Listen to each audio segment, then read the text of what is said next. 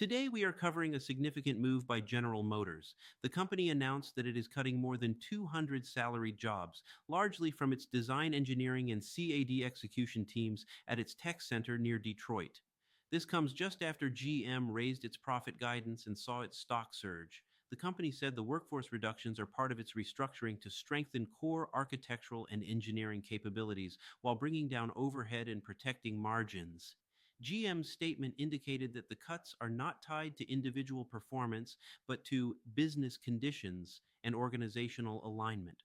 Employees received notifications via a Slack channel early in the morning, according to sources. The automaker emphasized that this is a segment of broader cost discipline efforts rather than a signal of broader layoffs across all salaried roles.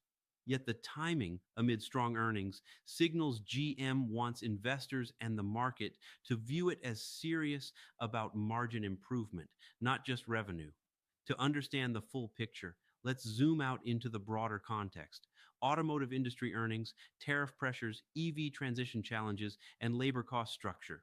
GM recently reported that tariffs cost it about 1.1 billion US dollars in a single quarter, and that charge is tied to scaling back. Some EV investments reached 1.6 billion US dollars. The job cuts are a lever GM is pulling to offset these and bolster its free cash flow and profitability outlook.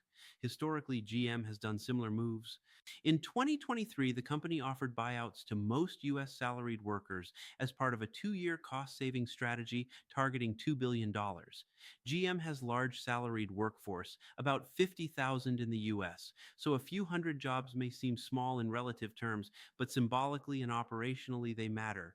The focus today is on design engineering roles, which suggests GM is shifting not just headcount, but where it allocates talent and resources. Let's trace the background of GM's business environment. The global auto sector has entered a period of dual transformation, electrification and software-defined vehicles, while also facing macroeconomic and trade headwinds. Historically, automakers achieved efficiency through scale, production volume, and internal combustion engine manufacturing. But the shift to EVs and the downward pressure on margins from components like batteries has forced them to rethink cost structures and competitive positioning. In that sense, GM now finds itself navigating several simultaneous pressures. One, technological disruption. Software stacks, autonomous driving, EV architectures require different investment and talent profiles than traditional ICE platforms.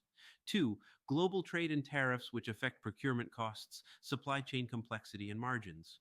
Three, demand and pricing dynamics. Vehicle sales in some regions are plateauing, incentives are tightening, and competition is intensifying. This makes cost control an imperative rather than just an operational convenience. Examining the talent structure, design engineering, CAD execution, and product development functions have traditionally been capital intensive and talent heavy in the auto industry.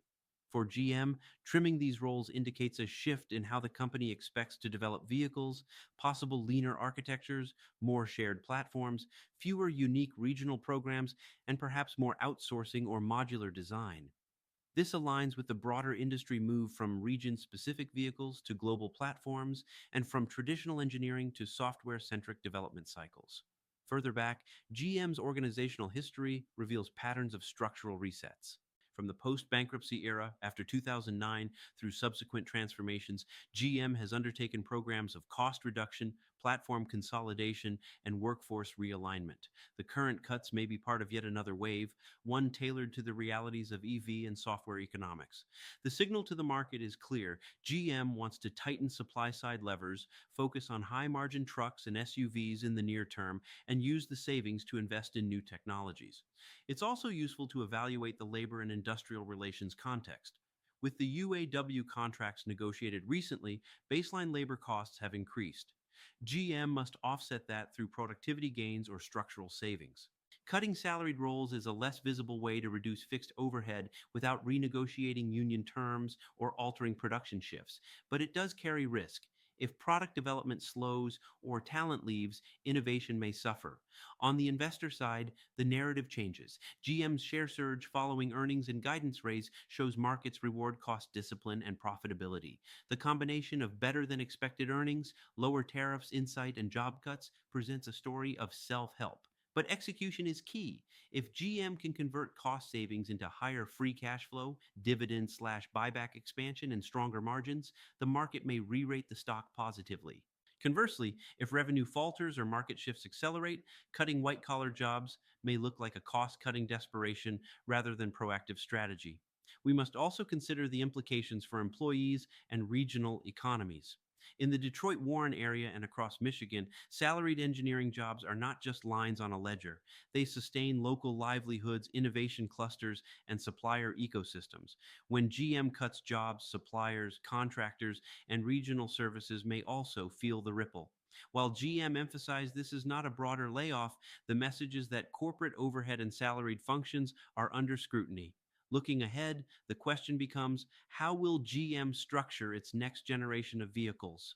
Will it lean into software, EVS, and mobility services, or maintain a hybrid strategy balancing internal combustion, plug ins, and full EVS?